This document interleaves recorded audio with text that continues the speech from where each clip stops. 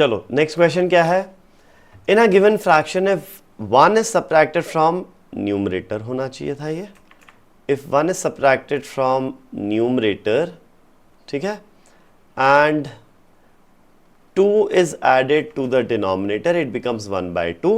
If 7 is subtracted from numerator and 2 is subtracted from denominator, it becomes बहुत सारा लंबा है। चलो देखो, तो let the fraction be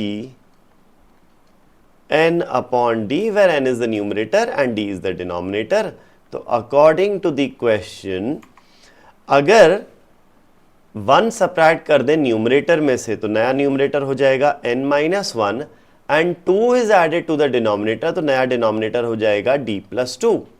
तो ये हो जाएगा नया fraction n minus one upon D plus two, and this new fraction is equal to 1 by 2, ये हमें दिया हुआ है। तो क्रॉस मल्टीप्लाई कर लेते हैं पहले, 2n minus one is 2n minus two which is equal to d plus two into one is d plus to.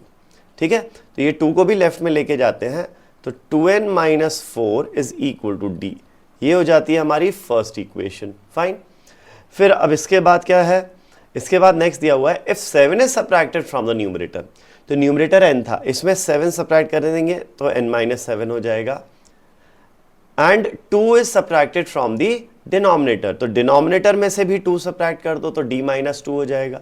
तो ये जो अब नया फ्रैक्शन मिलेगा, this new fraction becomes 1 by 3, तो ये है 1 बाई 3। फिर से क्रॉस मल्टीप्लाई कर दें इधर, तो 3n minus 21, n minus 7 into 3 is 3 into n, 3n minus 7 into 3 minus 21 is d minus 2 into 1, यानी कि d माइनस 2। तो यहाँ से हमारे पास आएगा माइनस 2 इधर लेके जाओ, 3n माइनस 21 प्लस 2 हो जाएगा ये, तो minus 19 is equal to d, ये हो जाती है अपनी सेकेंड इक्वेशन। ठीक है, अब देखो फर्स्ट इक्वेशन और सेकंड इक्वेशन का जो राइट हैंड साइड है वो सेम है, तो इनके लेफ्ट हैंड साइड्स भी बराबर होंगे। तो यानी कि 2n minus four will be equal to 3n minus 19। ठीक है, तो 3n में से 2n सब्ट्रैक्ट होगा, n बचेगा, माइनस 19 इधर जाएगा, प्लस 19 माइनस 4 इज प्लस 15, तो n की वैल्यू कितना आ जाती है, 15 आ जाती है।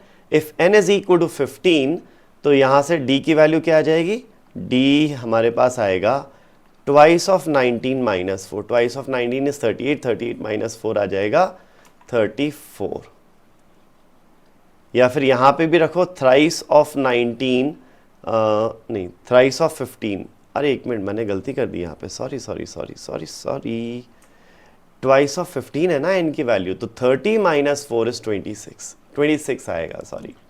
यहाँ पर भी आप रखोगे तो thrice of 15 is 45, 45 minus 19 will be 26। तो जो ओरिजिनल फ्रैक्शन है ना अपना, ओरिजिनल फ्रैक्शन वो हो जाएगा numerator upon denominator, that is 15 upon 16, this is the original fraction.